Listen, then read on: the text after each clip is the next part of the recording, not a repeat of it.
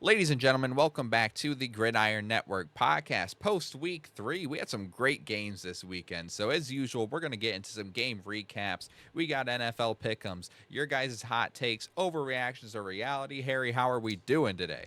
Dude, the Colts are 3-0 for the first time since 2009. I was 8 years old, so I am so happy. Unfortunately, well, I know not for you. I know you're pretty excited. Second favorite team's the Packers. Sucks seeing them lose, but we'll get into that more. Hey man, this was a perfect NFL Sunday for me. But we could start things off overreactions or reality. You can kick things off if you'd like. All right. Well, as you can see, dogs are going crazy, but let's get it going. So, my first overreaction or reality, Carson Wentz will be the better quarterback for the Vikings rest of season. So, I think this because, really, so far out of JJ's career with the Vikings, we've seen one good quarter of football. Carson Wentz comes to this team starting this week. And yes, great defensive game, but to be honest, Carson didn't have to do a lot this week. He came out, I think it was just a little bit over 170 yards, 2 touchdowns. That's all they need. And honestly, it's just, I really can't see Carson Wentz losing this unless they just want the younger guy in. Yeah, I mean Carson, to his credit, he obviously didn't have to do much because of Yeah. how crazy they went. I mean, 48-10 is Yep. ridiculous, but he didn't have to do much. But that first drive, when they scored, he came out firing. He looked great in Yeah. that first drive, and then their defense and specifically Isaiah Rodgers just took the game over. I mean, 2 touchdowns from Isaiah Rodgers. He was moving crazy that game. But yeah, I totally agree with you. I like Carson Wentz. Um, like we said before, I think we said it last week. I mean, with Kevin O'Connell, man, Carson Wentz he's going to be the guy this year for the Vikings. Maybe not fully on that Sam Darnold type level, last season, Yeah. but I think he's going to be great and probably get them to the playoffs. Yeah, and he really won't have to do that much because JJ was really doing nothing. And it's good to see Hawkinson get involved, good to see JJ get the ball. And it's just, this defense is so good. They looked like insane, bro. I had them in fantasy and I think they scored me 37 points. That was obviously the highest scoring thing of the week, other than, I believe, Trey Tucker. Maybe Caleb, too. I Yeah, can't remember what he ended with. Caleb But, was up there, yeah. yeah, but really, dude, this team should be very good going forward. Definitely. So I'll jump into my next, overreaction reality, which fits right in with yours. I've got the Bengals need a trade for a quarterback. So to me, this is reality. This is 100% reality. Jake Browning, he looked great 2 years ago when he had to step in. Did not look great against the Vikings. No. 19 to 27, 140 yards, touchdown, 2 picks. And to be honest, most of that was in garbage time, in that 48 to 10 loss. I think there's 2 guys to me that scream out that they need a trade for. One being Kirk Cousins, and the other now being Russell Wilson. Maybe, pick up the phones if I'm Cincinnati. I might see what it's going to take to get a guy like that to fill in because Burrow's going to be out for a while. Now, I do have to ask. See, maybe I'm just hating on Russ. I think he is garbage. I'll be very honest. I think he's garbage. I would honestly prefer the other quarterback in New York, Jameis Winston. I think if Jameis yeah. was to get in there, can you imagine how many targets T. Higgins and Jamar Chase would see? He would just be throwing the rock 24/7. And now that we know Jackson Dart is the starting quarterback for the Giants, and that just leaves Jameis Winston, honestly, probably a QB3, because if someone was to have one Dart, I bet they just go right back with Russ. So I really do think that the Bengals definitely need at least another vet in that room, and honestly, any of those options could be pretty good for them. Yeah, and Dable did confirm today that Winston is still QB3 in that team. So I wouldn't hate that. I wasn't even thinking about Winston, but if I'm the Bengals, my number one choice is Kirk Cousins. I Yeah. think he's the most logical choice. It's just, how much of that contract are you going to have to eat to trade for him? So, I Dude, don't know the exact specifics on the math there, but that's it's a hefty contract. So I get if they don't want to trade for him. Dude, unfortunately, we might have to see Kirk Cousins. Not unfortunately, I do like the guy, but Penix, man, what is going on with him? We got benched for Kirk, and honestly, I feel like this is the best thing these Falcons need, because if they can show some teams that Kirk could still play, he can easily get traded, I believe. So I don't think it was so much like I saw a lot of people blowing it out of proportion that he got benched for Kirk. I think it was one of those scenarios that game's over, you've had a rough day, on to the next one. You know what I mean? Yeah, no, I got you. It's just I really do think that I don't think anybody really likes that Kirk Cousins. Like I said, I can't remember exactly what it was. I know it was insane, It's but like 180 any million. dude, that is wild. But any showing for other teams to see that Kirk Cousins can still play, I'm sure the Falcons would love that because I'm sure they don't want to pay the rest of his contract. But I do want to get into my second overreaction of reality, and it is that Chase Brown is doomed. Now, let me talk about Chase Brown. Do I think he is still talented? Yes. I think he's very talented. I think he's a great player. But the real problem for me comes from that offensive line. Now, let me get into.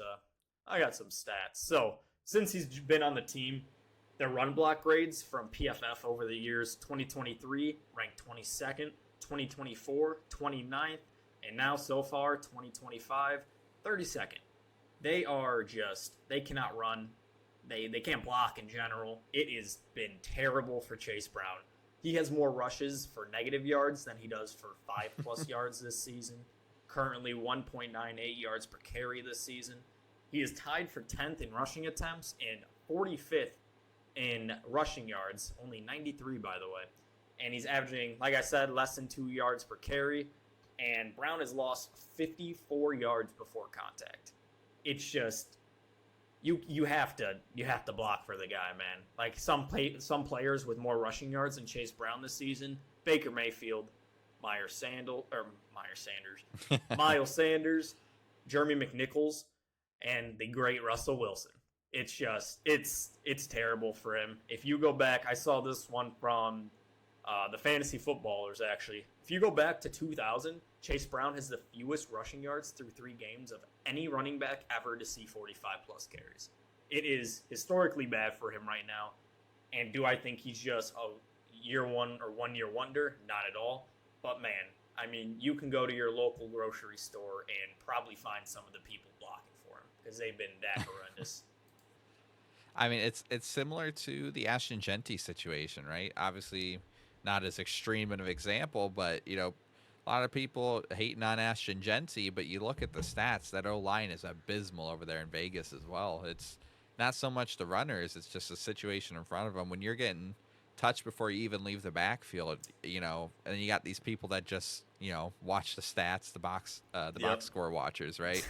And they're just hating on all the guys without actually watching the film. And it's clear as day that both of those teams, the Raiders and the Bengals, need help on the offensive line because it's just not working. Yeah, man. Unfortunately, I hate to say this because I was very high on Chase Brown. I mean, people were drafting him in the 2nd round. The talent's there, but unfortunately, I think that's a reality for now. No Joe Burrow either, so people aren't scared that as much as Joe Burrow airing the ball out. But, I mean, it's going to be some rough sledding here for Chase Brown. But what is your next overreaction or reality? All right, so my next overreaction or reality, we've got CJ Stroud peaked in his rookie year. Now, personally, I think this is an overreaction. And just like how we're talking with the Raiders and the Bengals, offensive line, man. Offensive line plays such a huge factor in the NFL. Has CJ Stroud looked good? No, but it is not completely his fault. He does deserve some blame because he has missed a lot of throws. But I think it's really reminiscent to me of almost like when Justin Fields was with the Bears. It comes to a certain point where your offensive line is so bad that when you're open, your body and brain, whether it's consciously, subconsciously, doesn't think you're open, right?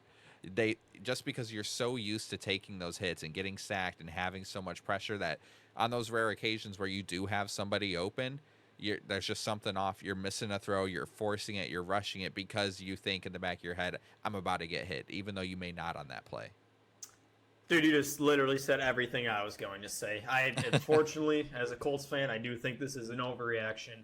I mean, you can't blame the guy for not having an O-line. Like, they're terrible. Their O-line is terrible, and it's just, unfortunately, I don't think we're going to see CJ Stroud play anything close to what we did his rookie year until that changes. I mean, hey, man, like I said, hopefully he keeps sucking the rest of his career. That'd be awesome. I love that. But I think hopefully eventually this team should notice. I mean, you think the Bengals would notice that their O-line sucks and try to protect Burrow, but it's not like the Texans just traded their best O-lineman this offseason, right? Hey, man, all I got to say is I like Stroud, right? But Yeah. I'm just saying, ever since he tried a little bro, my QB1, Dude, I was just going to say that. things ain't been heating up. 19 touchdowns, 15 picks since that happened for him. Meanwhile, Dude, Caleb, on the man. other hand, has been balling. Oh, yeah. Well, hey, we'll talk about that. We'll talk about that. Yeah, we'll talk about Caleb later. I just had to throw that out there. You know, stay in your lane. No, stay in your lane, dude, young fella. I agree, man. I definitely agree. It's just, yeah, I mean, really just repeat what we said. I mean, CJ Stroud just needs an offensive line. Until then, I don't think we're going to see anything close to his rookie year. And based off that, I mean, we'll get into my last overreaction to reality. Now, I'm going to have to explain this one after you hear it. Shane Waldron is a terrorist. Now, let me explain why. So, I fully agree. See, I told you you'd agree with this. So, I'm honestly convinced that this guy just curses every wide receiver one that he coaches. So, he left the Rams. Cooper Kupp instantly broke out. He left Seattle. Jackson Smith-Njigba instantly breaks out. He left Chicago. Rome Odunze instantly breaks out. And also in Chicago, we thought Keenan Allen was washed. He is killing it. He is literally killing it with the Chargers again. And now he joins Jacksonville. I mean, I don't think I've heard Travis Hunter. Okay, actually, they talk about Travis Hunter all the time, but nothing good that he's doing receiving-wise. And Brian Thomas Jr. is just, dude, he is regressing. Hey, I will say he's making some drops that he should catch. But, man, he looks nothing like we saw from last year. And it's honestly, I think it's all because of Shane Waldron, man. Hey, man, you're preaching to the choir here. I had to sit through quite a few many weeks with this guy as the offensive coordinator on my team. But I don't know if you mentioned, did you mention DK Metcalf as well there? Ooh, I did not. Yeah, so prior to Waldron going to Seattle, he had 1,300 yards and 10 touchdowns in 16 games. And after that, I don't believe that he touched 1,000 yards again. So it's just an example of that.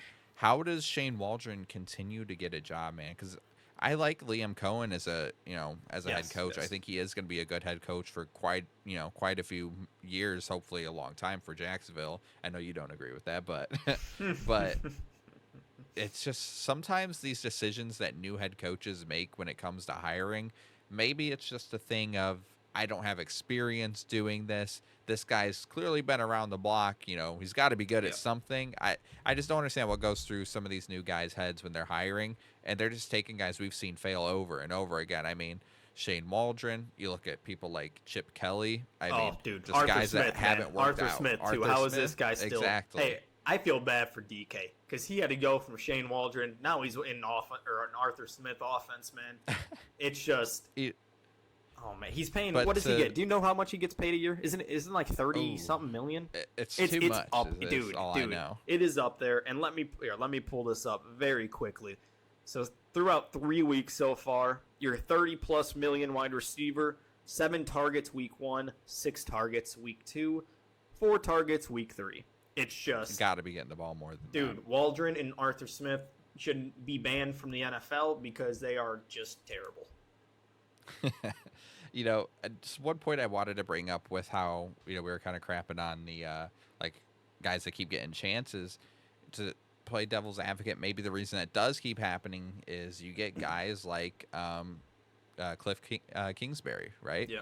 Someone who we thought just didn't deserve another chance because of how bad things ended in Arizona, comes to Washington, and all of a sudden he's back to being one of the best play callers in the league. So I guess it's a risk reward, but it does feel like a very, very high risk and a low reward at this point when it comes to hiring some of these guys. So what I'm hearing is you want to give Shane Waldron a second chance in Chicago? Hey, man, we've got Ben Johnson, and I never want to even think of another play caller in Chicago. I hope this guy's here until I'm long gone, all right? Dude, hopefully, man. Hopefully. And let's hear your last overreaction or reality. Yep, so the last overreaction to reality I have here is the Chiefs' lack of offense will make them miss the playoffs. And I think it's reality. I've been on the train of it's the Kansas City Chiefs. No matter what happens, they're making the playoffs, right? But they continue to look awful offensively. Against the Giants, you scrape by with a 22-9 win, and it was no thanks to your offense. It just doesn't look good out there. It feels just like screen, short pass, Mahomes, do something, please. That's their whole offense to me. And their schedule doesn't really get easier from here, right? They've got the Ravens at home this week. They go on the road to Jacksonville. They've got Detroit. They play the Bills. They obviously play the Broncos twice, the Chargers again, the Colts, the Commanders. Like, they have a tough schedule, and to me, it's just not going to get easier, and I really think there's a very, very high likelihood that we see the Chiefs miss the playoffs. Okay. Here's my thing. I'll be honest, I think this is an overreaction. I think they're missing Xavier Worthy, and they're missing Rashee Rice. I think Travis Kelce is washed, unfortunately, as a fantasy owner. I thought he would step up and do something while Rashee and Worthy are out, but he has not at all. He's just not the same guy anymore. So I really do think it is going to be rough for them until Rashee gets back. Rashee looked amazing when he was there. I mean, he's clearly instantly going to help this offense look a lot better. But like you just said, their schedule's pretty rough. I mean, they play Baltimore this week coming up. One of those teams are going to go 1-3. And honestly, I think it's going to be the Chiefs. I think they're going to lose that game. It's just, I think they can beat Jacksonville. If they can beat Jacksonville, that'd keep them 2-3. And then you got the Lions. That's going to be a tough one. But I really do think this offense is going to get better. And I've been saying, we've been saying it for a while, even though your opinion did change on it, I really do think they're going to find a way. I really do. Even if it's the last seed, I think they're going to find a way. But I think it's going to be rough for this offense until these players come back for them. I mean, man, it's hard to think, it's always going to be there that it's Andy Reid and Mahomes. You think they're going to find a way. But then, even in their only win so far against the Giants, 22 points, but they did not look good in getting 22 It was ugly. Points. Yeah. It took, I think, 3 total turnovers from the Giants, if not more, to get 22 points. I know the Giants are a good defense, but man, that Chiefs offense just looks like a shell of itself, even from last year when they weren't that great offensively. Dude, that offense, it confuses me. I just don't get. They just run Kareem Hunt so much, man. They run him so much. And I just don't know why. When you have Pacheco there. Pacheco averaged 4.5 a carry last game compared to Kareem's 3.4. It's just, I feel like they're just not doing what they should be. And I really do think, like I said, I'm a big fan of Rice. I really do think he's going to elevate this offense again. But the problem is, I want to see how big of a hole they dig themselves in before he does come back. Yeah, and that's going to be the ultimate, end-all be-all. Is what was it? 6 weeks that they're without him. Yes, I believe 6 weeks. Oh man, it's just going to be some tough games to bounce back from, because by the 6 weeks, so that is going to be missing that Lions game. So Ravens, Jaguars, Lions. Those are the next 3 games they'll be without him. And I think they're lucky if they win one of those games, honestly. I do think that 2-4 is a very real possibility, if not 1-5, man. Yeah. I think 1-5 is being a bit pessimistic, but I think 2-4 is a real possibility for that team, and that's just a hard hole to climb out of. But other than that, you want to one more? Yes, real quick. Every other team other than the Chargers are also 1-2. You got the Raiders, they're 1-2. The Broncos are 1-2. I think the Chargers take this division, but there's a chance. Like we're both saying, it's going to be some tough sledding until they get going. I believe until they get fully healthy and they get all their weapons back. But their division, other than the Chargers, hasn't looked too great yet. Yeah, I mean, you know, we say they haven't looked too great, right? I just want to say for the Broncos, Oh, right? I was trolling their fans again last week. It was awesome. The most unlucky team, at least for the fan base, Yes, because yes. they get penalized so much. Their team is dying by penalties right now. Yeah. But 2 weeks back to back losing by game winning field goals, man, they could just as easily be 3-0 right now. So it's while they haven't looked the best, they're right there, man. I still believe in this team as a true contender, and I think they will pick it up. But yeah, I mean, when you put it like that, with how we're talking about the Chiefs, that everyone else in the divisions 1 and 2, it's a real possibility that they do still hang in there. But I'm gonna stay on the side of I think they might miss the playoffs. Yeah. No, it's gonna be. Which I mean, as a Chiefs hater, man, that'd be awesome to see. I'm good with it. I'm good with it. I've been hating them for years because how good they are, and I feel like a lot of people are on that same boat. So we'll see. We'll see how it goes for the Chiefs. All right, so with that, we'll jump into the next segment here. We've got listener hot takes. We do them every single week, people. You know the drill by now. So we're going to start off with the first one here. I felt like this is a great one to start off with, just out of sheer coincidence, right? First listener hot take here. Not submitted by me, I promise. Caleb Williams is the best quarterback of last year's class. I would love for this to be true. I do think Daniels is still above him, but I appreciate whoever submitted this because you're a real one. But yeah, I think Daniels is still above him. I think him and Drake May is a very real conversation.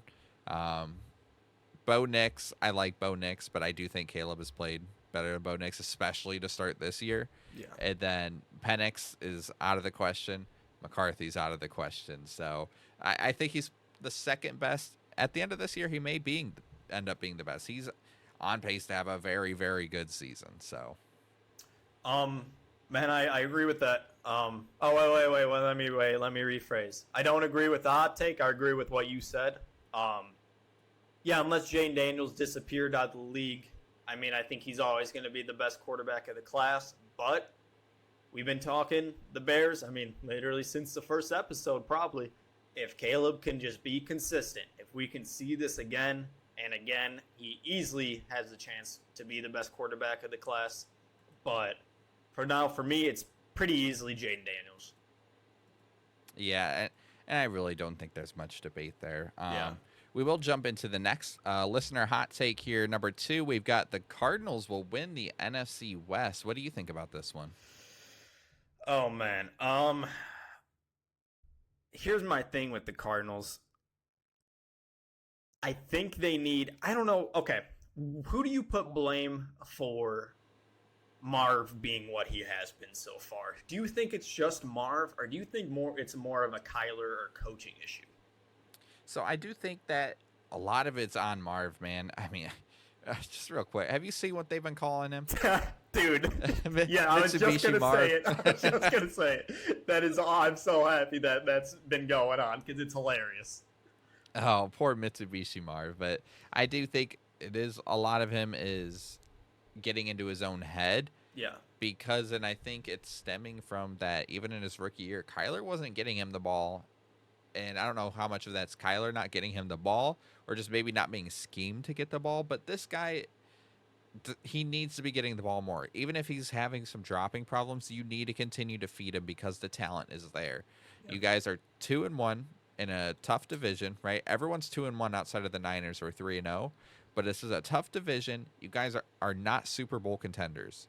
So you need to be feeding the guy who, if develops properly, can possibly get you to being a Super Bowl contender one day by just acknowledging that maybe he's having dropping problems. He's not looking what he is, just being, okay, I'm fine with it. That's not going to help you guys. He's too talented of a player. The skills are still there. Feed him the football. I agree with that. He definitely should be seeing the ball a lot more. And it's just, in terms of them winning the NFC West, I personally don't think that's going to happen just because, I mean, okay, here's my thing. The 49ers are 3-0, but they also just, I mean, they get injured every week, man. Nick Bosa just tore his, I believe it was his ACL, right? I think. Yeah, ACL again. So, exactly. He's done for the year. So they're going to obviously regress from that. They're 3-0 now, but they do have a very, very easy schedule. So I don't know how much moving down we see from them. The Rams, I feel like me and you on this show are both very big fans of the Rams. I think they'll finish better. And the Cardinals just lost James Conner, which I believe it was announced for the entire year. I remember they. Yes. Yeah. Okay. So it did get announced. So he's done for the year. I do think Trey Benson is a good back, so I think he'll fill in nicely. But I really do think they could finish third at the highest in this division. And that's, I mean, I still kind of do like the Seahawks as well. So, I mean, I don't know. I don't think they're going to win it. Do they look decent as of now? Yes, they do, but I think they're just going to fall off more as the season goes. I mean, I agree that they're not winning that division, right? Yeah. But I do think they can easily finish second. So I know you like the Seahawks. I'm not high on the Seahawks, man. I know that they've looked good, right? But they played the Saints week 1, right? I think it was the Saints. Or was that or did they just play the Saints? I don't know. But they played the Saints and then the Steelers, I believe. And I'm missing a game here. Hold on. You're fine. So they played the Niners, which they lost. Yep. They played the Steelers, which I mean the Steelers defense just hasn't looked like what it is. Yep. And then they destroyed the Saints, which I feel like you and I can go on the field and destroy the Saints. So probably, man. They're about to play the Cardinals. Tough divisional matchup on Thursday Night Football. I'm not big on the Seahawks. I think they just haven't played great competition. Again, back half of this schedule looks like a nightmare, man. There's some rough games in there. So I don't think they're going to finish with a winning record. I could be proven wrong, though, because JSN has looked like a god. Yeah. And Sam Darnold's feeding him the football. So I might be wrong there. I think the 49ers are just cursed with injuries. Yeah. Obviously Bosa, they're missing. Purdy's out. And honestly, by the time Purdy comes back, 3 more people are going to be missing with injury. So I don't think the Niners win this league, win this division. But they're 3-0, man. They keep finding a way to win. And then, obviously, like you said, we both love the Rams. So, yeah, I just don't think the Cardinals win the division. Enough about that. But I do want to add on, when I said that they can finish third, I don't think it's below, or I don't think it's above the Seahawks. I think they could do better than the Seahawks. I really do believe that the 49ers, they're 3-0 now. They're getting injured like crazy. But their schedule, man, it is pretty easy. I mean, they finished, were they dead last in the division last year, right? I believe so, but I know they had, I think, the easiest schedule in the league this year. Exactly. They got a 4th place schedule, and I really do think, I mean, really, as long as CMC stays healthy. Real quick. Yeah, what's up? 4th place schedule is some bogus, all right? Because how did they finish in 4th and get the easiest schedule in the league? And then the Bears and the Giants finish in 4th and are paired with top 5 hardest schedules in the league. Where's the consistency? There is none, bro. There really is none, man. And unfortunately, the 49ers don't got to worry about that one, man. Just your Bears. That's ridiculous, but... No, it is. Third listener hot take here. If the Panthers learn to start games the way they finished them, they would be 2-1 right now. I mean, it's a great take, man. I mean, so the Panthers, obviously, they had a bad week 1. Panthers, Jags, they lost by 16. Week 2, they should have won that game against the Cardinals. Cardinals found a way to win, but they had so many chances at the end. And if they would have started, like this guy said, if they would have started how they finished that game, being so much more progressive offensively, they would have won. And then, I mean, look what they did to Atlanta this week. They smoked them 30-0. Nobody saw that one coming. No. I agree. I think they easily could be 2-1. And I was high on the Panthers coming into this season, and that all went out the window after week 1. And I think I overreacted there. Yeah, no, I mean, I agree with that as well. I really did think they were going to come back and win that game against Arizona. They had plenty of chances to, but unfortunately fell up short. I feel like after week 1, everybody was just straight into, this is just the old Bryce Young. This is what we're used to seeing. So I really do think that there was some very, very heavy overreactions there. But I feel like we both came into the season liking this team and just hoping for that we saw what we saw last year with Bryce Young, to end last year with Bryce Young. And I really do believe that, yeah, they could easily be 2-1 right now if they finish that game against Arizona. Yeah, and then we'll get into the final listener hot take here, which I'm probably going to let you take the reins on. Chase Brown will still be a top 10 fantasy running back this season. Oh, man. This one is so just, honestly, just scares me, man, because, like I said, I really don't think his talent fell off. I don't think it's just a matter of, can they block for him? Can they get Chase Brown PPR work, just little dump offs like they do to Achane in Miami? And honestly, I feel like I would say no for right now. I really don't think so. It's just that line looks so atrocious. He literally cannot do anything behind that. If Burrow was still there, where teams can fear Burrow still throwing for 403 touchdowns, I would say yeah, but now that Burrow's out, man, really just double Jamar Chase. Make sure Chase Brown don't get these little checkdowns and stack the box, and you are fine. I really don't. I think this Bengals team is unfortunately going to fall off a cliff. And we talked last week, Jake Browning was solid last time he did have to step in for Burrow. But man, dude, it really just all comes down to this O-line. And I just am very, very scared that Chase Brown can be one of the biggest busts inside the top 2 rounds. Yeah, and like how you mentioned, the PPR with the quick passes, I really think the only way that he does end up a top 10 fantasy running back is if they do, like we said earlier, trade for a guy like a Kirk Cousins who, similar to Burrow, can air that thing out for the entire game. Yeah. And to where, like you said, to then you can fear their passing game, because otherwise, like you said, they're going to just keep stacking the box. You don't have to fear the deep shots as long as you keep an eye on Jamar and, Higgins. Just play too high safety. You don't have to really worry about Browning's arm. I mean, yeah, they need to trade for a quarterback to have any chance to win, or for Chase Brown to be a top 10 fantasy running back this season. Yeah, it's honestly, I think it's going to be pretty scary for all of their fantasy options outside of Jamar Chase. I mean, Jamar Chase will still have those big games, but it's not going to come as often as it did with Burrow. Yeah, I personally, I had a Burrow and Higgins stack in one of my fantasy leagues. Oh, that sucks. Burrow went to IR. Higgins, I'm just leaving on the bench until they trade for a quarterback, because I remember looking through the stats from last year. He did not like throwing, or from 2 years ago, he didn't like throwing to Higgins. I mean, it's just, and I knew what was going to happen this weekend, and he came out and dropped a stinker. So yeah, it was. Yeah, man, was it really? Let me pull up this box score real quick. Yeah. Oh my gosh, I didn't know it was that bad. T. Higgins, two total targets the whole game, 1 catch for 15 yards. Yeah. That is it's horrendous for any other option other than possibly Jamar Chase. But I mean, like, we're still gonna see some bust games from Jamar, man. But I really do think get a gunslinger in there, trade for somebody, because they desperately need it in that offense. Hey, man, you know who else they could trade for? I just thought of it. Who's my guy? Drew Lock, baby. Drew Lock. Bring him back. Get Drew Lock as a Bengal. Come on. And we're so back. Jamar Chase and T. Higgins would be the first 2 guys to finish wide receiver 1 on the same team.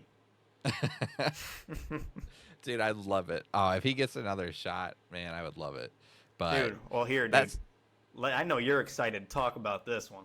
Let's get into some game recaps here, man. And the first game we will talk about, Chicago Bears versus I hear you roughing your hands. Oh, yeah. Chicago Bears versus the Dallas Cowboys. The Bears took that one 31-14.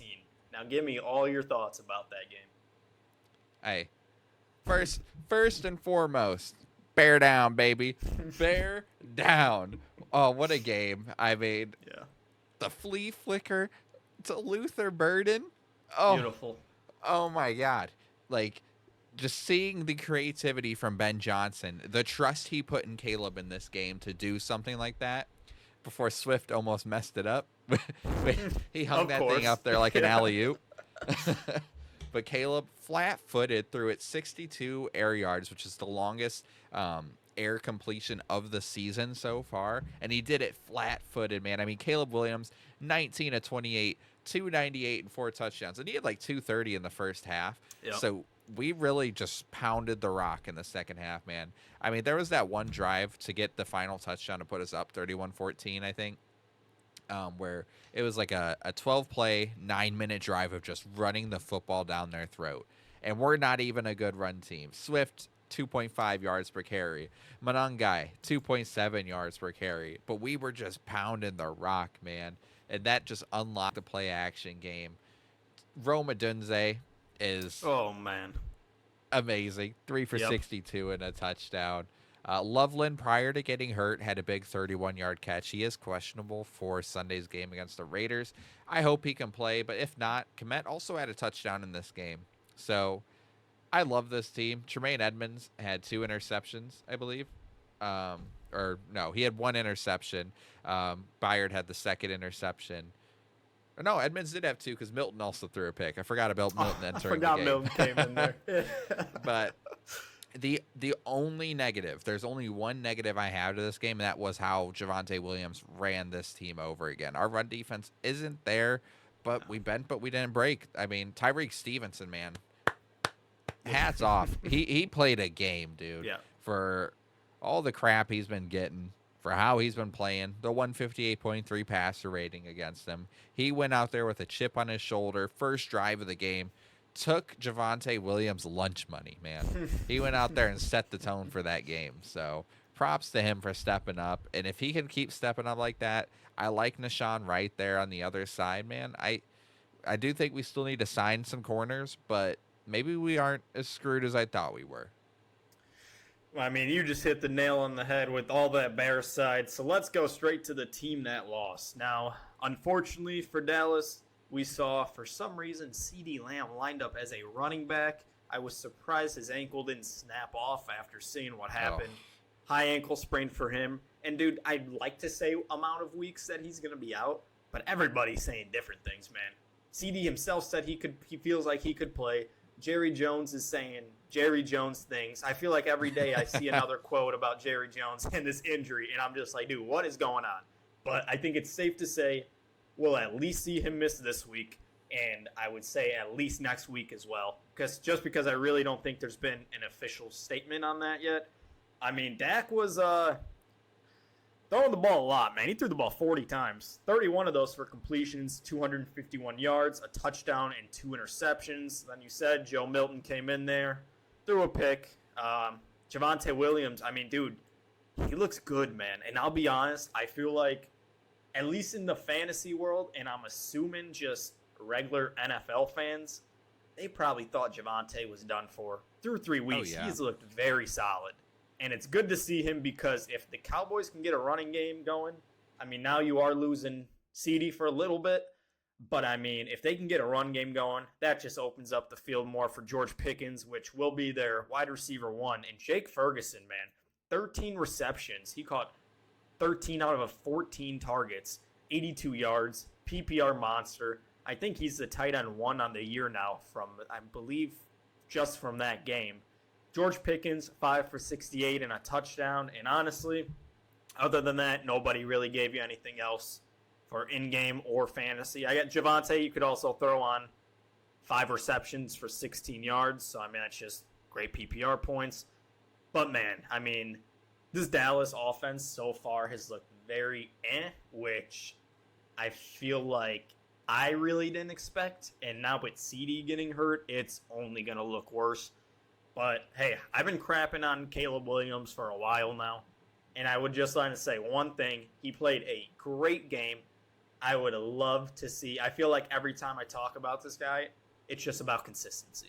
I mean, obviously, I don't care if you don't go throw out 4 touchdowns again next week. But as long as we just see a clean game, I mean, I think that's just a massive step for what, I mean, I'm assuming you want and everybody else wants. DeAndre Swifted. Not really going to talk much about that. But, yeah, I mean, you hit the head. I mean, Burden, great game. Rome, like I said, I really do believe, and I'm showing so far that he's going to be the best fantasy option for this offense. Now, I do want to ask you, what is going on with DJ Moore?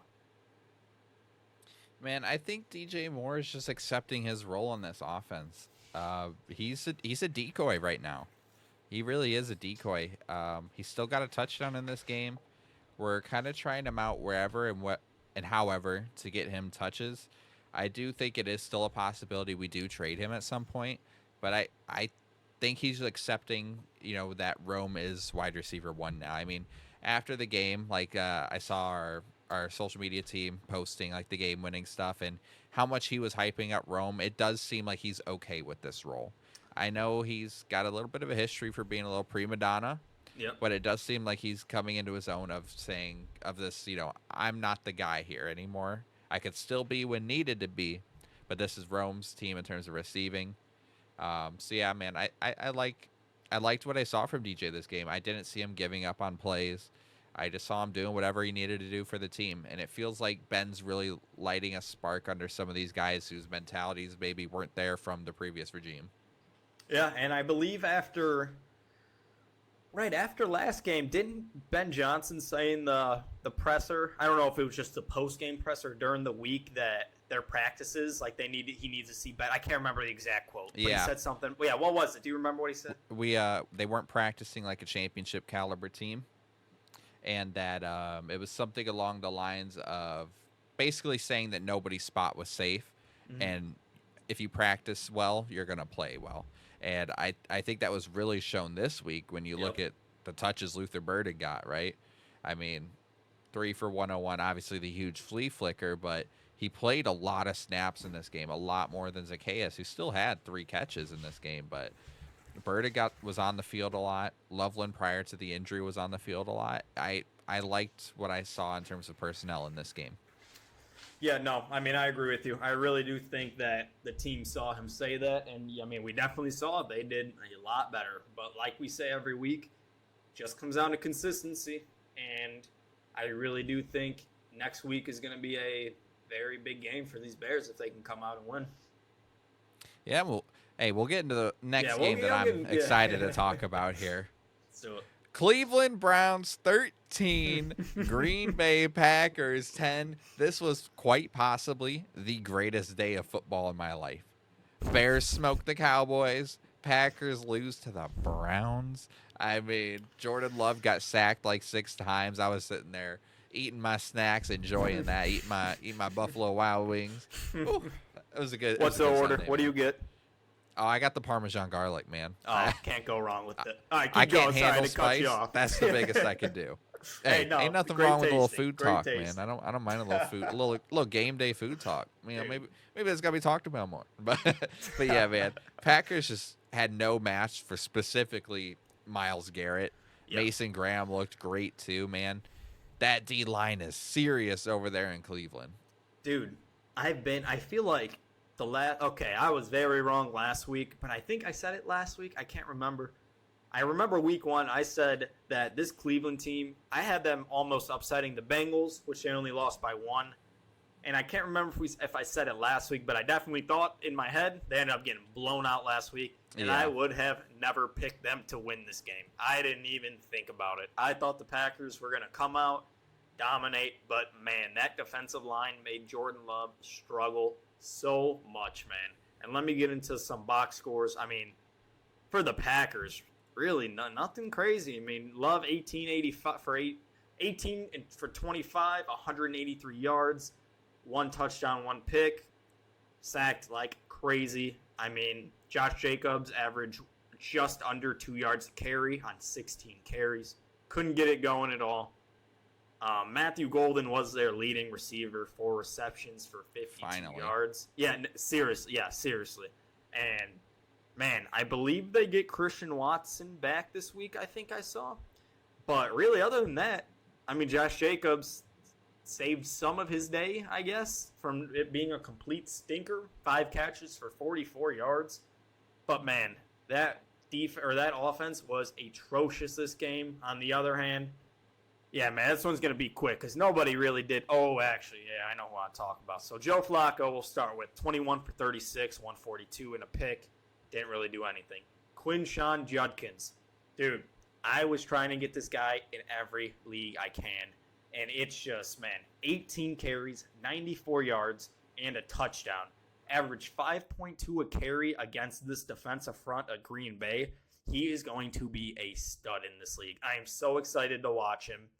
For their receiving, nothing crazy at all. Just the only guy worth mentioning, their leading receiver, Njoku, 5 catches for 40 yards. But really just the main bright part of this offense this week was Quinshawn Judkins. He's a beast, man. And I'm shocked at how quickly he has gotten involved in this offense. I thought they were going to ease him into things, but he is already clearing away the number one back. Dude, it wasn't. The next running back was Dylan Sampson, 1 carry, compared to Judkins' 18. Yeah, I can't believe that he's going to, I thought there would be at least a split, man. Because I think Sampson's a talented back. So I do think as time goes on, this might not be an every week thing for him. I do think that he might not be getting the 18 every week. I think he'll probably be right around the 12 to 14 range. And a guy like Sampson's probably going to get about 5 to 6 carries a game. But at the same time, man, when a guy's rolling like that, you give him the football. Here's my thing with Sampson. That game, like we said, first game back. I mean, we still have a lot more football to play. Dude, he did nothing this game, man. Literally just 1 carry, that's all. Yeah, he didn't have any receiving. Jerome Ford was the receiving back out of that bunch. I really hope Sampson isn't phased out just because when we did see him play without Judkins, dude, he was catching every single ball that went his way. He is a good player, but like I said, I'm very intrigued to see what this offense and what this running back room looks like for the next upcoming weeks. Yeah, we'll get into the next game that we could talk about here. I want to hit on is Buccaneers 29, Jets 27. Baker looked fantastic as well in this. He made it known in the post game press conference that this was a personal game for him. The Jets DC Steve Wilkes was the head coach in Carolina when he cut Baker, so he said this one was a little personal for him. Awesome to see, man. I really do think I love watching Baker. He's probably one of my favorite players to watch. And, dude, the Jets were very, very close to coming back. They scored 21 of those 27 in the fourth quarter. And it was a fun game to watch at the end there. If you didn't get to watch the game, we'll talk about the Bucs side since they did win this. Baker Mayfield, 19 for 29, 233 and a touchdown. Not a crazy game out of him, but he did enough to win. Bucky Irvin, this guy it confused me, man. He got 25 carries this week, only for 66 yards. That comes out for 2.6 yards a carry. I mean, obviously, he's a workhorse here. The next closest was Rachaad White with 5. We saw nothing of Sean Tucker this week. The receiving side, unfortunately for them, Mike Evans did leave that game with an injury, and I believe I saw this morning that they are hamstring. Hamstring injury, bracing for him to be out, I think 2 to 3 weeks I saw. Yeah, it's multiple, I know that. Yes, so I mean, Godwin, they did say that it looks like him and Wirfs should be back this week. So he'll be coming right in, but Emeka Egbuka, still a dog there, 6 receptions for 85 yards. You had Sterling Shepard. Oh my God, I haven't said that name out loud in so long, but Sterling Shepard, 4 for 80, and then Mike Evans, 4 for 33 and a touchdown. And even though Bucky had a atrocious game on the ground, got some points off receiving, 4 catches for 33 yards. But that was really it. It was just they did enough. That offense did enough. On the other side, Tyrod Taylor, 26 for 36, 197, 2 touchdowns a pick. The rushing was non-existent as Tyrod was their highest rusher, 8 carries for 48 yards. Garrett Wilson, another great day, 10 receptions, 84 yards, and a touchdown. And that was really it from what we saw production-wise for those Jets. It was just an almost comeback. It was very close. An exciting day on special teams, man. There are so many blocked kicks throughout the NFL on Sunday. We can jump right into the next game here. We've got Chargers 23, Broncos 20. Broncos lose another heartbreaker by a game-winning field goal, man. But I think we said it earlier, man. They keep shooting themselves in the foot with penalties, and it's really what's being the downfall of this team.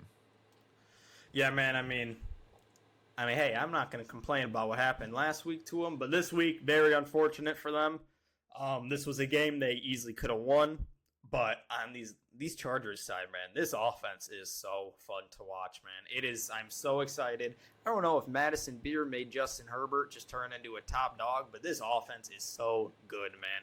He went for 28 for 47, 300 yards, 1 touchdown, 1 pick, and he got sacked 5 times. So that defense was giving him trouble. The big news out of this one, Najee Harris, we saw it immediately when he went down. Torn Achilles. I'm assuming they already said he is out for the year. Yep. Amari and Hampton, oh man, this guy is going to feast. 19 carries, 70 yards, and a touchdown. On the receiving end, I mean, Herbert was just doing what he does best, just spreading that ball around. Quentin Johnson, 6 for 89. Keenan Allen, 7 for 65 and a touchdown. Amari and Hampton saw it through the air too, 6 receptions for 59 yards. And unfortunately, which I really do hate this because I got this guy in fantasy, Ladd McConkey seems to be the third option out of these receivers. He only saw 4 for 41, 7 targets compared to QJ's 10 and Keenan Allen's 11. Keenan and Ladd play the same area of the field, so I think it's going to be some rough sledding for Ladd up here coming up. Yeah, a couple of points I just want to hit in the receiving side. First of all, Quentin Johnston, man. I told everyone that last week, to me, when it comes to fantasy, I give guys 3 weeks. If they could show me 3 weeks of consistency, I will start them that 4th week. And that's what Quentin Johnston's done, man. I have him in a couple dynasty leagues. He's getting the start for me this week, man. He has been very, very reliable. And it's not just these one-offs. I mean, out of his 6 catches, he had 10 targets. Yeah. Herbert wants to get him the football. Obviously, Allen with 11 targets to, like how we mentioned, McConkey's just the odd man out. But another guy here, Arande Gadsden II, a guy that, first episode of the podcast, I told you to watch out for him. He was going to be taking over this tight end job eventually, and it looks like now is the case. I mean, he had 7 targets, 5 catches, 46 yards in this game. It seems like he's their guy at the tight end position.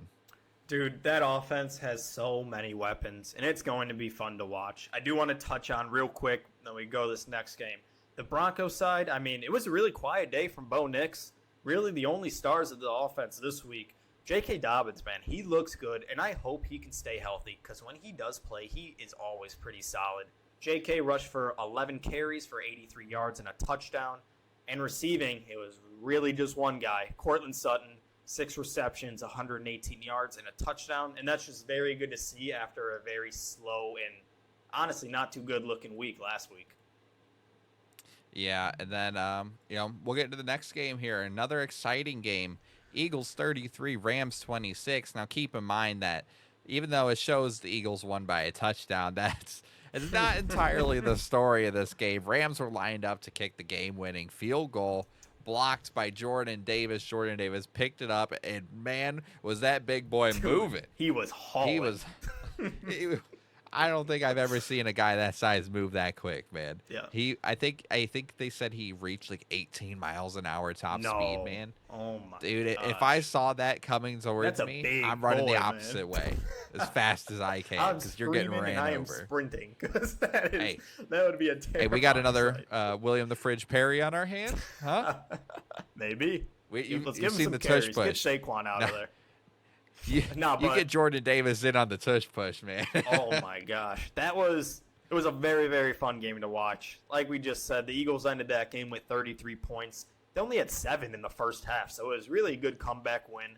I mean, for that offense, I feel like definitely last week we were both saying we were talking a little crap about Jalen Hurts, man. And to be fair, I don't think we're going to see this all the time because, like we said, they only scored 7 points the first half. They had to throw the ball, but he did step up. 21 for 32, 226, 3 touchdowns. Very quiet day from Saquon, 18 carries for 46 yards. These receivers, man, so good to watch. Last week, I just traded for A.J. Brown, so I'm very happy we saw this from him. 10 targets. He caught 6 of those for 109 and a touchdown. We saw Devontae Smith with a very solid game, too. 8 receptions, 60 yards, and a touchdown. And Dallas Goedert's single catch went for a 33-yard touchdown. It was very fun to watch out of them. On the other side, like we said, Rams really shouldn't have lost this game. Eagles just had a great comeback. Stafford, 19 for 33, 196, 2 touchdowns and an interception. Kyron Williams, still the workhorse there, 20 carries for 94 yards. Puka with another great day, 11 receptions, 112 yards. And really, I mean, Devontae Adams, he caught a touchdown, saved his fantasy day. Only 3 catches for 56 yards, and Kyron also caught 2 for 18 and a touchdown. Yeah, so I've got a couple big points I want to talk about in regards to this game, man. Kevin Patullo is not going to be in a job for much longer over there in Philadelphia. You know, we talked about Jalen Hurts and him not doing it so much in the passing game, and it's really he proved that he could do it. Kevin Patullo's not a good offensive coordinator. He's not good at play calling.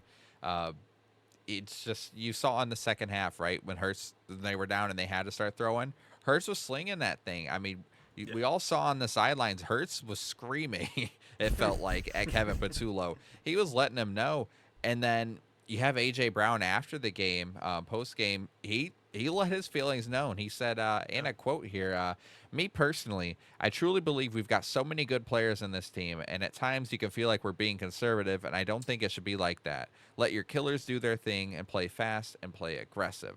So, I mean, he's clear. He's been a guy in the past that he's going to say what's on his, on his mind. We know A.J. Brown's not afraid to say what he's thinking, and he isn't wrong, man. That offense is too talented to be calling constant checkdowns and screens, so great game from Hurts in the passing game. Barkley a little quiet again, but hey, man, I do think it's a matter of time before Patullo's out of there. Dude, now let's get into this game, man. So, my Indianapolis Colts, which, Here we go. Didn't you pick the Titans last week, buddy? All right. Hey, I felt an upset brewing, and I don't know what I was smelling because it wasn't that. Dude, so the Colts dominated the Titans 41-20. Man, I mean, the key takeaways that I noticed from that game, Daniel Jones, just keep doing what you're doing. 18 for 25, 228, and a touchdown. He didn't have to do much because, which I believe, I don't even think I'm being biased with this one, Jonathan Taylor is the best running back in the league so far, dude. 17 carries, 102 yards, and 3 touchdowns. He absolutely dominated. He made it where Daniel Jones didn't have to do anything, and that really did lead to a quiet day for most of our receiving options. We only had Michael Pittman, 6 for 73 and a touchdown. He looks to be our one, man, and it's great to see because a couple years ago, he was our guy. But just after some mediocre quarterback play, now he got a guy throwing to him, and he looks to be right back as our wide receiver 1. Unfortunately, Josh Downs, another quiet game, only 2 for 34. Tyler Warren, also a quiet game, 3 for 38. Alec Pierce did get a concussion, and he is in concussion protocol. 4 catches for 67 yards. It's just, man, if our defense can keep looking this decent. I thought they looked pretty good. Like, Cam Ward didn't do really anything, to be honest. And we got a pick 6, Kenny Moore. That was amazing to see. That was such a bad pick 6. Dude, yeah, it was, bro. Unfortunately, he did come down with an injury.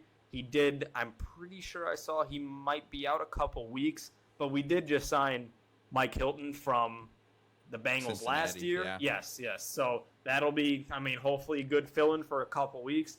But, man, this Colts team, it is so fun to watch. Like I said, I haven't had this much fun watching this team since Luck was our quarterback. We have a very, very, very big test this week coming up in the Rams, which we'll get into more a little here soon.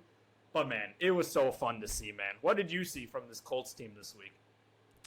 Before I even get into the Colts, just one thing about that Cam Ward pick 6, man. I had to wipe my eyes there. I thought I was watching Will Levis on that play. Oh, no. That was so bad. I don't think he looked awful outside of that. It didn't really look great.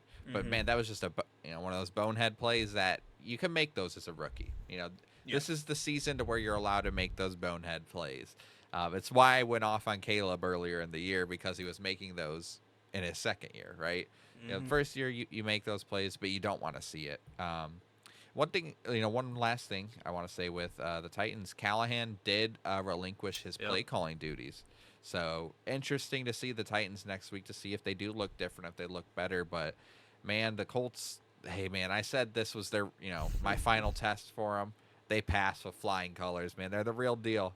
Yep. Indiana Jones, all Let's aboard, go. Man. Let's go. He's the real deal, man. You guys, it seems like you found the franchise guy in an unlikely place. And last thing here, so Alec Pierce, like you said, concussion, right? Yes. Correct me if I'm wrong, because I haven't watched a ton of Colts games in depth, but I believe that him and A.D. Mitchell are similar players in terms of being deep shots, so A.D. Mitchell should be the guy to fill in that role, right?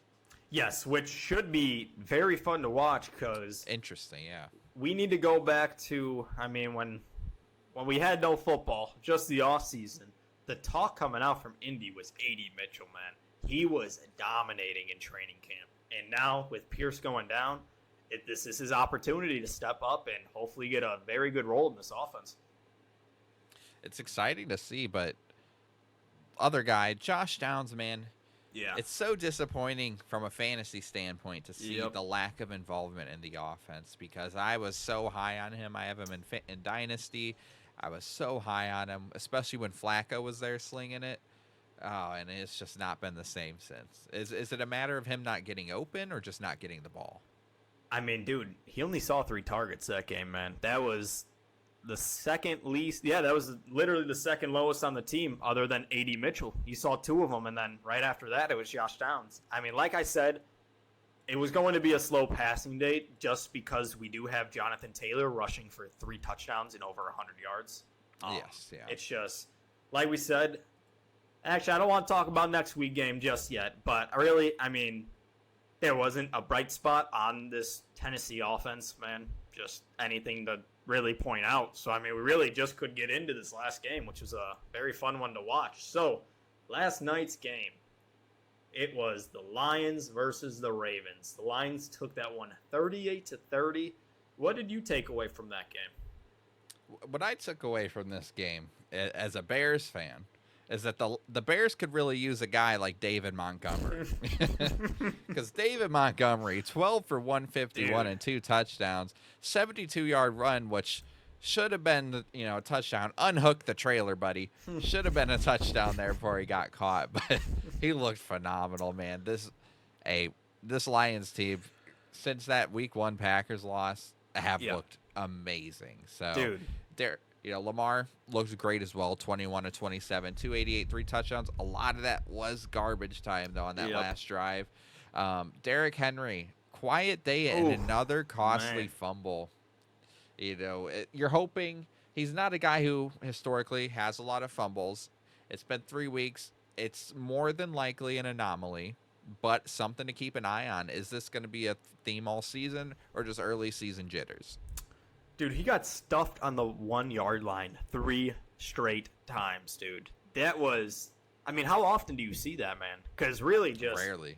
Dude, exactly. It was just Baltimore. They really couldn't get it going on the ground. On the other side, like you said, Sonic and Knuckles, man. Holy crap, dude. They are insane.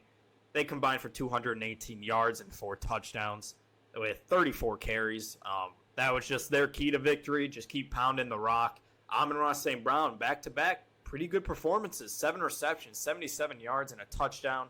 Other than that, it was very quiet on the receiving end of that.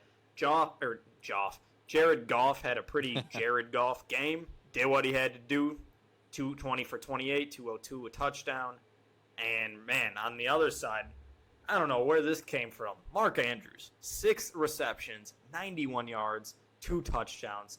A lot of that was garbage time, like we just said. But Rashad Bateman, 5 for 63 and a touchdown. But that was it, man. It was a very fun game to watch. And I really do think, dude, this Lions team, whatever worries anybody had after that Week 1 performance, I think that was strictly just because how good Packers defense is. Because, man, they looked amazing. And it was very fun to watch.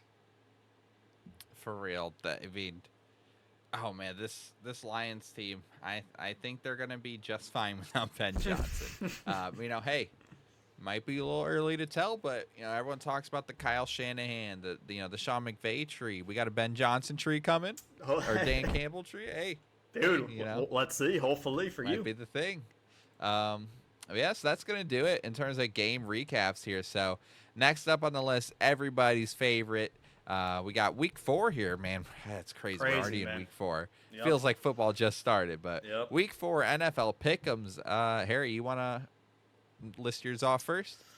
Yeah, man, let's do it. So, let's start it off. So, for my NFL Week 4 pick'ems, Seahawks versus the Cardinals. I'm taking the Seahawks there. Vikings versus Steelers in Ireland. I'm taking the Vikings to win that one. Commanders versus Falcons. Give me the Commanders. Hoping Jane Daniels is back for that one. Saints versus the Bills. Give me the Bills. Browns versus Lions. I'm taking the Lions there.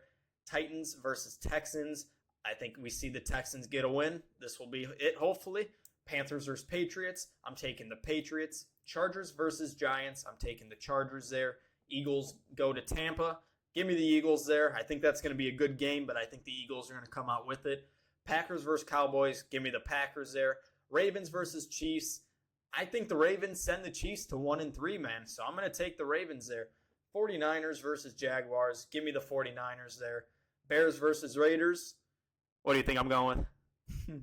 I know as you better be going. Give me Caleb Williams. I want to see it. I Yeah. think we're going to see it back-to-back weeks. Give me the Bears there. Jets versus Dolphins. Give me the Dolphins. Bengals versus the Broncos. I'm taking the Broncos there. Colts versus the Rams. Give me the Colts. All right, man. Hey, I'm a little shocked about some of your picks here. Which but, ones? All right. Which actually, say yours. We'll get into it. All right. So, NFL Week 4 Pick'em starting off Thursday Night Football. I'm gonna go opposite of you here. I think Cardinals handle this one at home. Then we got the Dublin, Ireland game. Vikings technically on the road against Steelers, even though they're both on the road. Give me the Vikings. Commanders at the Falcons. Give me, hopefully, a Jaden Daniels-led Commanders team. But even if it's a Mariota, I think they'll be fine. Chargers on the road against the Giants. Jackson Dart's first start. Give me Jackson Dart and the New York Football Giants. Big upset. Next, we got Titans on the road against the Texans. I think Texans pick it up a little bit here, get a win. Eagles on the road against Tampa. Give me Jalen Hurts and the Eagles. Panthers at Patriots. Hey, man, they're on a roll here. Give me the Panthers. Saints at the Bills. Bills are like 16.5-point favorites or something. Yeah. Give me the Bills. Browns at Lions. Give me the Lions. Jaguars at 49ers. Give me the Jaguars. Colts on the road against the Rams. I'm sorry, Harry, but give me Matt Stafford and the Rams. Bears on the road at the Raiders. Bear down, baby. Come on. You know what it is. Ravens at the Chiefs. I agree with you. Chiefs are going 1-3. Give me the Ravens. Packers at Cowboys. Micah gets his revenge. Give me the Packers. Jets at Dolphins. Give me the Jets. You know how I feel about the Dolphins. And lastly, the second of the Monday Night Football games. Bengals at Broncos. Give me the Broncos. Oh, man. Dude, we got some different opinions this one. Now, I do want to ask, also, this list that I got, I'm pretty sure it's missing some games on it. So I think I missed some there. I don't know where, dude, because I was reading these off and I didn't see my Colts on here. I was like, wait a second. Where are they at? Hey, man. So my bad if I missed some games there, but I do want to hear your explanation. So you really think the Giants are going to hand the Chargers their first L here, huh? I do, man. I think that it's going to be one of those cases of, one, the Giants are home. The entire state of New York is going to be rocking behind Jackson Dart. The environment's going to be crazy. I know they're in New Jersey at MetLife, but you know what I mean. Yes. The place is going to be rocking for Dart and the Giants. There's not much tape on Dart, you know. Yep. You don't know what you're going to see from him, and it's one of those games of you don't know what you're going to see. You're in a crazy environment that's going to be really behind this guy. I just think it screams of upset, but I was totally wrong with all my upset picks last week. So I might be wrong here, but I'm feeling a little devious with that one. Give me the Giants. Here's my thing, man. I'm not sure. Okay. This is going to sound, I think for the short term, I feel like from going to Dart to Russ may just be a lateral move. For now. just for now. I think as the season goes, it will be better. But, man, I would just be very, very shocked if they can come out and beat these Chargers, man. It's just these Chargers have looked so good. They didn't look as good last week, but, I mean, that's Denver's defense, man. I mean, I think I'm a little more down on the Broncos than you, but I think we can both agree they have a great defense. And they showed that last week. And I think this defensive line may give Herbert some trouble, but at the end of the day, I'm taking Herbert and I'm taking them to win.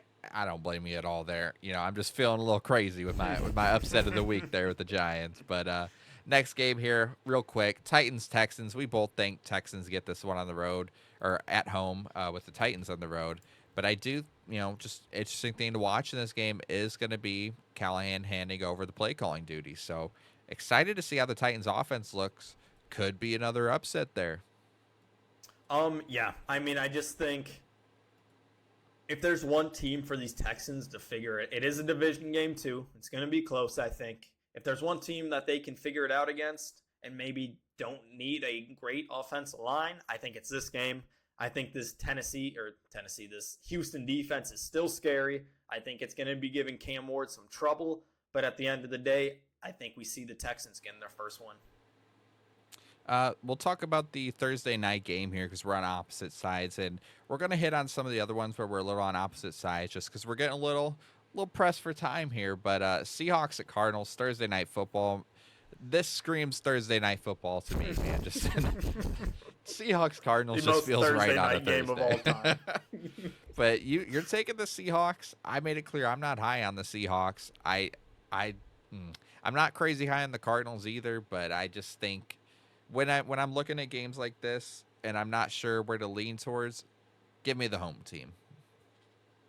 Yeah, it's just my thing is I think I'm higher on the Seahawks than I am the Cardinals, and I really do think that I thought the Panthers were going to come back against the Cardinals the other week, man. I really did think they could be easily a 1-2 team. It's just I think Sam Darnold just going to do what he does best, just throw to JSN, man. That's all you got to do. Really, that's all you got to do. Torrey Horton looked good, too. Maybe we see a deep ball to him. That'd be fun to watch. Cooper Kupp, remember, he still is on that team. He still is there. Will he do anything? I don't know, but he is still there. Kenneth Walker, I think he could have a pretty solid game, too. Very, very rough last week. I mean, he did score 2 touchdowns, but only 2.4 carry. I really just believe that this Cardinals team is not as good as their record shows, and I think the Seahawks just get it done this week. Next game, technically would be Vikings Steelers in Ireland. Vikings going to have a little extended stay over there in Europe because they've got 2 Europe games in a row. I just think that old man Rodgers isn't going to like waking up that early. But I just don't like what I've seen from that Steelers defense, and I've loved what I've seen from the Vikings defense, who are going to make life hell for Aaron Rodgers. And I like Carson Wentz to just keep slinging that ball when needed, and Jordan Mason's an animal. Dude, I mean, yeah, we'll keep this one short and sweet. Like we said, we didn't have to see Carson Wentz do much last week.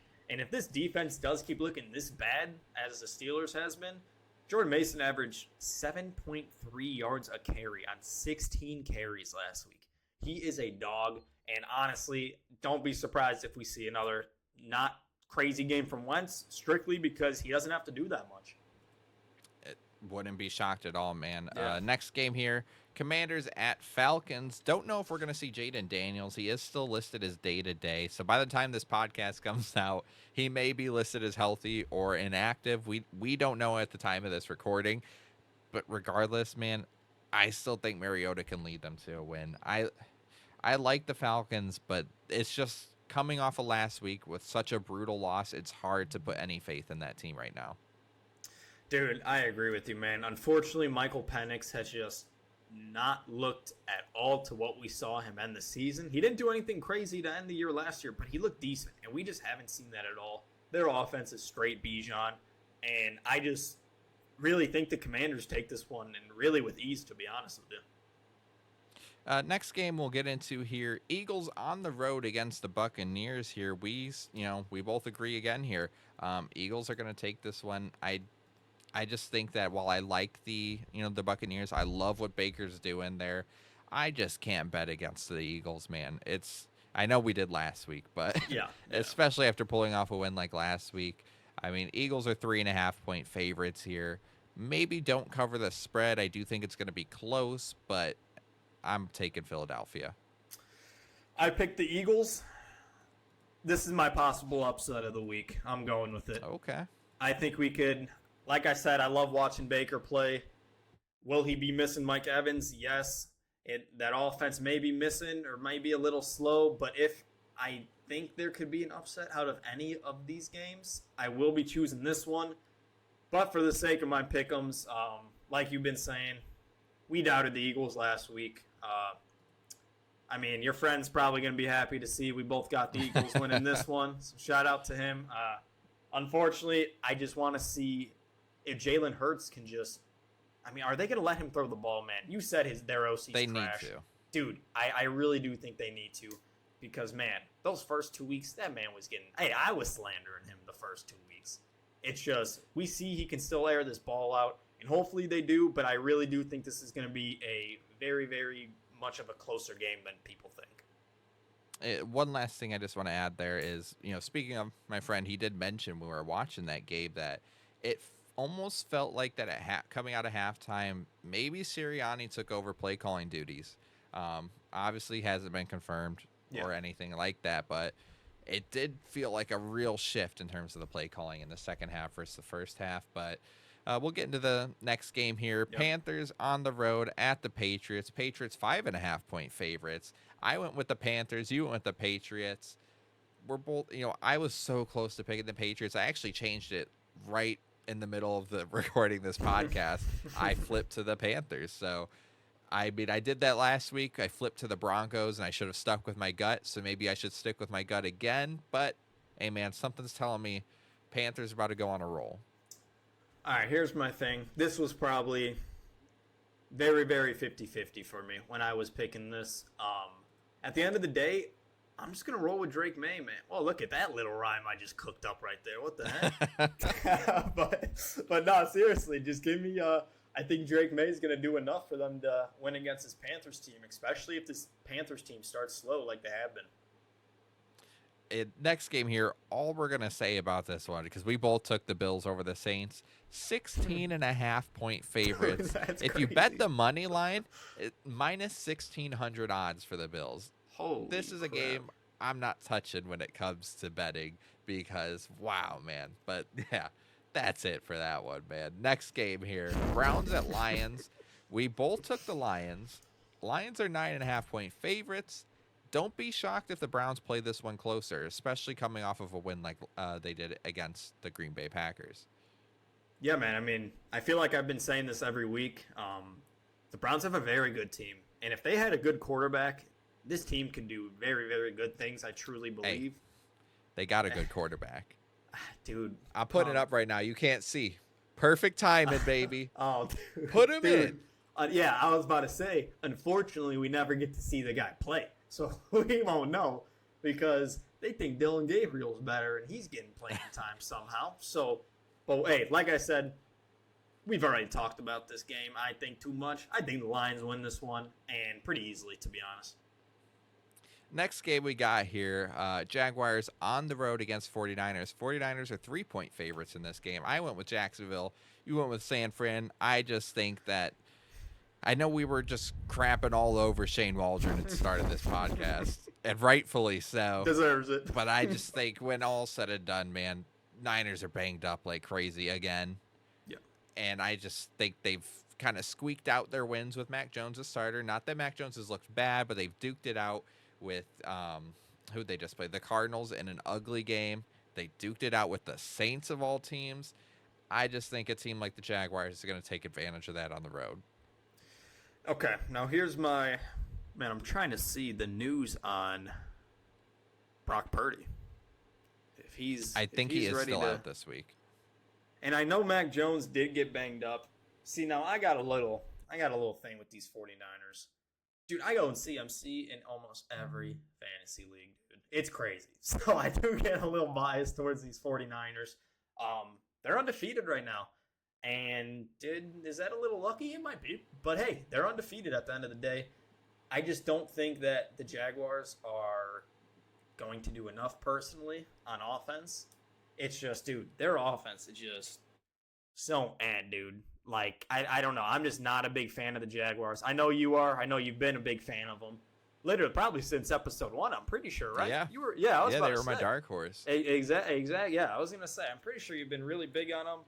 But hopefully Mac Jones plays, because if it is another quarterback, then I will be honest, I bet the Jaguars will take this. But I think if Mac Jones plays, Ricky Pearsall, that'll be enough. CMC, that'll obviously be enough. So I'm just going to take the 49ers for that one. Next game we got here, Colts on the road against the Rams. I went Rams, you went Colts. Rams 3.5-point favorites. I could easily see this game going either way, man. But I just think, again, just like we said with the Jaguars, I've been preaching it since episode 1 that I think the Rams are Super Bowl contenders. And I think the Colts now, they passed my test, man. They're a playoff team. I just don't think they're Super Bowl contenders. Like I said, we were both very high on these Rams going into it. If you would ask me to pick this game week 1, obviously I would have gone with the Rams here. But, man, we look legit, and it's very, very good to see. And I really do think, I did say the other week that Denver was our biggest test, but which we passed, by the way. But, man, This game, if we can win this game, I'm going to start saying some diabolical things about this Colts team on this next And I podcast. won't blame you at all. Dude, I think it's going to be a very, very good game, but obviously just give me my Colts, sir. All right, next game, Bears on the road at the Raiders. Bears 1.5-point favorites. That feels great to say. We both picked the Bears. I think we're really, even though we beat up on a bad Cowboys defense, I think we're now playing a bad Raiders defense. Yeah. So we're going to continue to beat up. Caleb's going to look good here. And I just think, yeah, we take this one. I want to hopefully say pretty easily, but if there was any game for Ashton Genty to break out, we do not have a good run defense, man. This is the game where I wouldn't be shocked if he goes for 100 plus. You know, if any game it could be, it's against us. Dude, now I'll be honest. I was very, very close to picking the Raiders on this one. But what you said, I think this is the perfect game to piggyback off last week's performance. Like we've been saying, I literally think I've been using this word every single week while talking about the Bears. Consistency. That's what it is for this team. And I really do think we see it carry over this week. And like you said, yeah, we might see a good Genty game. But this Raiders defense is very meh. And it's just, I think Caleb can do it again this week. It'll be very fun to see who gets utilized this week for those receivers. Last game of the Sunday slate here, second to last game of the Sunday slate before we get into the primetime games. Ravens on the road against the Chiefs. What a game to watch, man. I'm going to try my best to watch this during the Bears game. But like we said, man, one of these teams, crazy enough, is going to be 1-3 on the season. And we both think the Chiefs are the team that's going to be 1-3. We're both taking the Ravens. I don't know if I mentioned Ravens 2.5-point favorites, and I think they cover as well. Yeah, I mean, I'm not gonna speak too much just because we did talk about the Chiefs. We know how we both feel about them. The Ravens, I really do think that it's gonna be close. Maybe I think really depending how this Chiefs offense looks, man. We'll see. I can't remember if Worthy's gonna be back or not this week, but regardless, if he is back or not, I'm still taking the Ravens this one. Next game here, the Sunday night football game, Micah's homecoming. Packers on the road against the Cowboys. Packers 7-point favorites, and I think they cover, man. I think Micah's going to be a man on a mission. I think he easily gets a sack in this game. And I just think, man, Dak's going to be in hell that whole game. I think the Packers, just like how we did, are going to beat up on a bad Cowboys defense, get back on track because, you know, they had a rough week offensively. Think this is a great bounce back game for them. Sadly. Yep. No, I'm gonna very, very short and sweet. Cowboys are banged up there. I mean, they're not going with CeeDee Lamb. If CeeDee Lamb was there, would it be closer? I believe so, but I think the Packers are, honestly, I think they're going to whoop the Cowboys this week. So it'll be very, very fun to see this team hopefully get back on track. And then we get into the first of our two stinker Monday Night Football games. We got the Jets on the road at the Dolphins. Dolphins 3-point favorites. And I can't believe you took the Dolphins, because this feels like a personal attack for you to take the Dolphins. Dude. Because, man, that team's just not good, man. But You had them at I'm 3 taking wins, the Jets. right? Yeah, 3 wins, and I don't think this was one of them. See, dude, I really do think this is going to be one of them, just because I really feel like, I mean, we saw this off. It was a good game against the Bills for most of that, I feel like. I mean, I enjoyed watching that game. Tua looked decent for, like I said, most of that game, because it fell off in that fourth quarter pretty hard. But, man, if there's one team that I think that they can get a win against, it's this Jets team, and I really, really will not be shocked if they even win by a touchdown or more this game. Really? Okay. Hey, agree to disagree. We'll see who's right come next week. I honestly. Hey, this is why we both do Pick Ems. Exactly. Last thing I'll say, I don't care if it's Tyrod Taylor, Justin Fields. Give me the Jets. But anyways. On to the next one. Bengals at the Broncos. Broncos 7.5-point favorite. Exactly. Another one. They knew what they were doing by putting this at 6:15 and 7:15, and not another 10 o'clock game, because nobody was staying up until 10 o'clock to watch the Bengals and Broncos play. Yeah, dude, it's going to be maybe if Burrow was there. Dude, if Burrow was there, very fun game to watch. Yeah, dude, I really don't want to speak about it. Just give me the Broncos, man. Give me the Broncos. Let's be done talking about these Monday night games. I think Broncos get back to 500 here pretty comfortably, but that's going to do it for Pick'ems from us. One other thing as well, we say it every single week, NFL hot takes post week 4, pre-week 4, whenever you're watching. Give us those hot takes. Leave them below. Instagram, YouTube, TikTok, Twitter, X, wherever you're watching, Spotify. Leave us below. Let us know. We'll review them next week. We'll say if they're good or not, spicy or cold. You let us know. We'll look forward to doing them.